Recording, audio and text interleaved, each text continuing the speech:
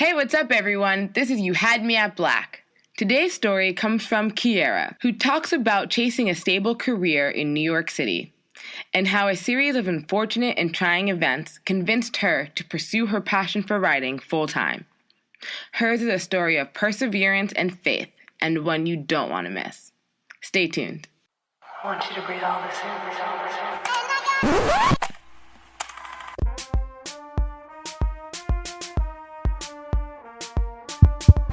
This is You Had Me at Black, the podcast where black millennials tell true life stories. My story begins in Ohio, really. I was born and raised to two wonderful parents. I come from a family of 5 girls, very big family, and we always had a lot of love, but not much money. So one thing that was really pushed upon us was to pursue your education. And so, even as I was growing up, it was always a huge goal of me, like, go to the highest level of school you can go to and work really, really hard in school because that will give you the stability that maybe my parents felt like they didn't have. So I fast forward a bit to college. Neither of my parents ever finished college. So even just being able to enter at, one of the top universities in the country, have relatively good scholarships was like a huge, huge accomplishment. I had always been a writer. Since I was a little girl, that was all I did. I would make up stories about lions and unicorns and fairy tales, and I would try to teach my sisters how to write, and it was just such a big part of me. So I was like, of course I'm gonna go into writing as my career. That's what makes sense. So I'm going along my first couple years at USC and declared an English creative writing major, and I land my first big internship at the Los Angeles Times Magazine. And that was just such a huge dream come true for me. And I felt so on the right track. I was writing for the Daily Trojan, which was the school's newspaper. And I was just like, yes, I'm doing it. I'm going to be a writer. And then one day, I'm talking to one of my counselors. And, we're talking about my career and what I want to do. And I'm like, yeah, I'm going to be a writer. I've interned here. I'm writing here. And she was like, writers don't make any money. And I was like, okay. And even though this is something you hear all the time, for some reason it coming from a college counselor was so jarring to me. And she was like, to pay so much money and to come to this type of school and to go into creative writing, doesn't that seem like a waste? And I was just, never did it occur to me. And then my whole gears started shifting. And I was like, what else can I do so I can make money and be secure and have this life that my parents want me to have? So I started going into communication. I declared a double major in English and communication. And once I was in the communication program, I was like, of course, I'm going to get my master's in communication management.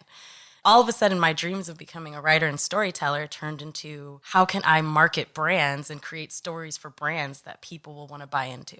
I convinced myself that I was basically just taking my creativity and making it into business. There's room for both, marketing and communication. That'll let me be both a creative and a business person, and then I'll have lots of money and I'll be comfortable and life will be good.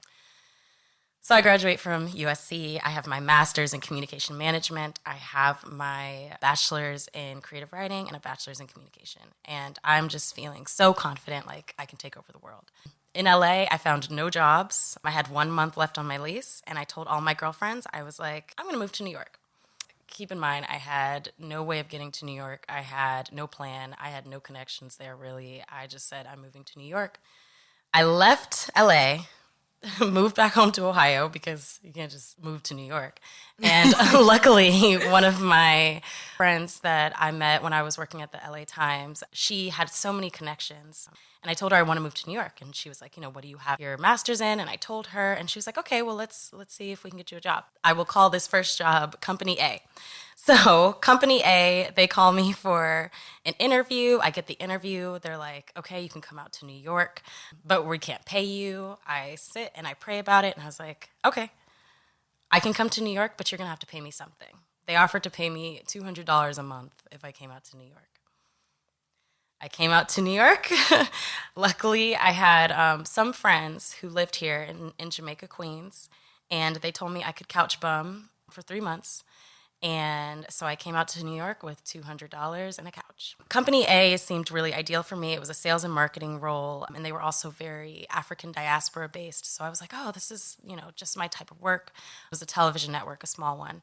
And at that point, even though I had $200 in a dream, I felt like at least I was laying, the roadmap to become something. So I'm in this role. By the end of the summer, I know my internship is going to be over. And the lady who works with me told me, she was like, I'm going to leave. And if you want, I will help you. You can be my understudy. And I will show you everything you need to do so they'll hire you when I leave. So she just started kind of like secretly teaching me the ropes so that when she made her exit, I would be a shoo-in for the job. So they ended up offering me a full-time position, so I was no longer making $200 a month. And simultaneously, the family I was living with, as gracious as they were like, you need to get out. Like, it's time for you to leave. You've been sleeping on our couch for 3 months. It's time for you to go. So even though I had a job, I had nowhere to live. Luckily, one of my guy friends from USC, he knew a girl who was here. And he said, she's renting out a place in Washington Heights. She might have a room for you. I contact her. She tells me that I can live in this apartment with her for $200 a month. I was like, sure, dream come true. Hadn't seen the place. I was like, yeah, of course. I would love to do that. I buy a blow-up bed, take my suitcase, and I move from Jamaica, Queens, and I get to Washington Heights. And it's a crack house, like literally a crack house. Literally the only thing that I could fit in my bedroom was my twin-size blow-up in my suitcase. But I had a full-time job, right? So here I was, like, basically going to sleep on this blow-up bed, waking up on the floor every morning because it would deflate. And I was walking into this corporate building. And luckily, the woman that I moved in with, she is still one of the most spectacular people that I know. But we knew we had to move out of the place because it was literally a crack house and it was dangerous and it was unsafe and there were flying roaches everywhere.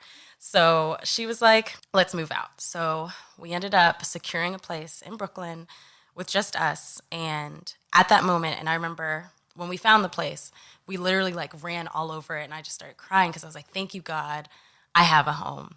All of that joy completely plummeted within a couple weeks because my job, Company A, they decided to close their New York office.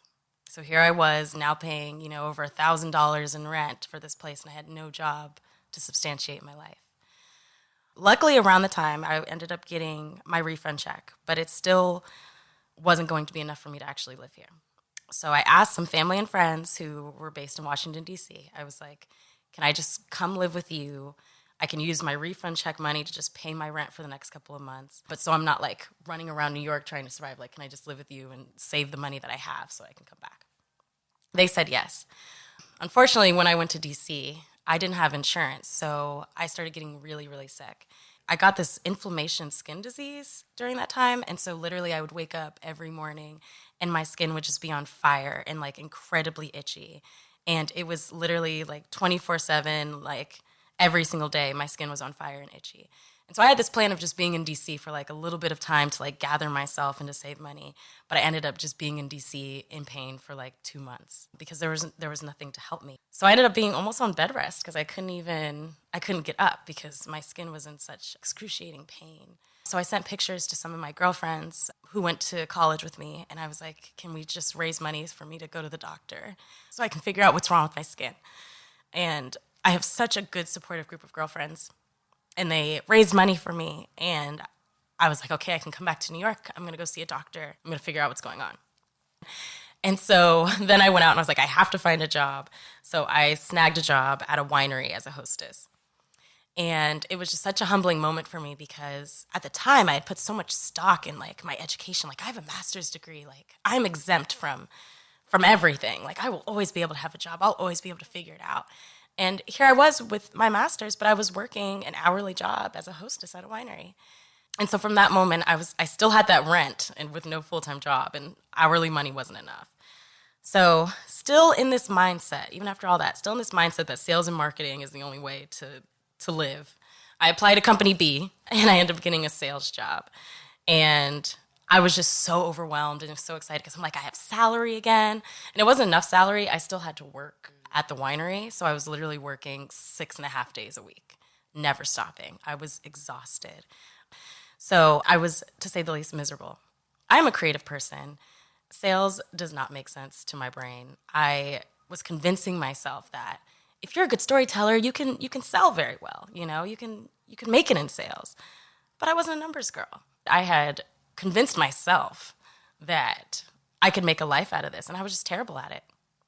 And, but I couldn't quit because what could I do? I can't call my parents for money. I don't have any support. So I was riding this wave, miserable, depressed, like literally at one of the lowest points in my life. And Company B gets shut down. So I'm like, again, and literally that was 2 layoffs in 1 year. Company B gets shut down. So I tell myself, I was like, all this time, sales was the problem. As soon as I go into marketing, everything's going to be okay. I apply to Company C. I get Company C job like within weeks of Company B job. And I'm like, this is, all God and thank you, Jesus. And here I am with my full-time job again in marketing and everything's going to be fine and everything's going to be good. And I'm working for Company C, and at first, everything seemed like a dream. I have my apartment. I have this full-time job in marketing. I felt good. I liked updating my LinkedIn profile. I liked telling people on social media the events I was doing. I liked how good it looked and how good it sounded, but I was literally dying and crumbling inside because I was not doing what I was supposed to do. And I had literally been hustling the last 3 years just to survive and not to live. So I'm with Company C for about 1.5 years, and I make a huge mistake. Like, I fucked up. Part of it was because I was overworked. I was clocking at least like 10 to 15 overtime hours a week. And because my brain is naturally creative, attention to details is something that takes so much of my energy. And so I missed something. And in corporate America, missing one thing means you're not shit. And my company, they called me out on it. I was put on like a 90-day probation. During that time, I started going to therapy because my anxiety about messing up again was so thick that I felt like I was going to drown in it. Being on a 90-day probation period, like knowing that every little thing you do is being judged is like, you just feel like a mouse, like trapped and just like on this wheel going. So I had to take a step back and I had to think like, are you going to fight for this? Or are you going to go back to being, 18, 19-year-old Keyaira who was so excited about her internship at the LA Times and writing for the Daily Trojan? Like, are you going to go back to that and actually give writing a shot? And so that's what I did. And like, with no money, no support, I decided to fully pursue writing. And I only had enough to take me through a couple months, and then hopefully the freelance writing would supplement it. So the amazing thing about this, which I think when I was 18, 19, when I stopped saying I was a writer, when you're no longer loud and proud of what you were sent here for, blessings can't flow for you. And I had not told anybody that I was a writer in like years, So as soon as I left that job, I started telling people, I'm a writer. When I said this, I had no news clips for like 6 years, like 5, 6 years. Like I hadn't written anything, but I just kept telling people that's what I do.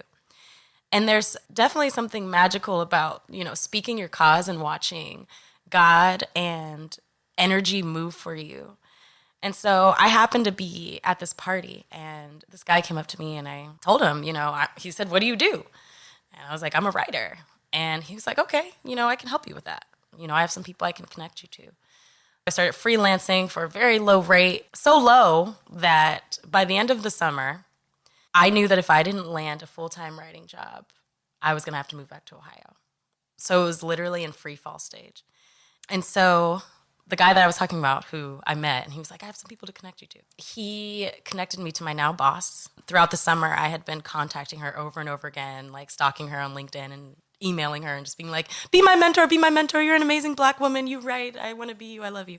And I've been stalking her for months. She never responded to me and I just kept stalking her. So when I saw that there was an opening at my job that I have now, I emailed her again. I was like, I've just put my resume in. And keep in mind, she did not respond to me for months. And I got an email back within like 15 minutes saying, your application is with HR. We're going to be calling you in for an interview. And this was like months of trying to get her. So that's how I got my job now. And I'm writing. The reason why I want to tell this story is I think that a lot of times people think having paper, whether it's degrees or even money, like that gives you some kind of security. It gives you no mental security because here I was, making money and feeling confident, But I was crazy inside. I felt like I was drowning. I was not in my purpose. And it took God literally pruning me of everything that I thought was comfortable, from not having a bed for 8 months to waking up with bed bugs on my face, to having mice run past my feet, to being laid off basically 3 times in 3 years for me to say, I'm going to do what you've asked me to do. And I'm willing to let go of everything in order to do it. Like just being willing to really go for it and not being ashamed that your story isn't LinkedIn and Twitter and Instagram pretty. And for people who are in the midst of that now, just really truly knowing that with every sacrifice, when you're making sacrifices with the intention of changing the world or pursuing your purpose, your path will be blessed. Thanks for listening. If you like what you hear, visit youhadmeatblack.com/review to leave a review and subscribe.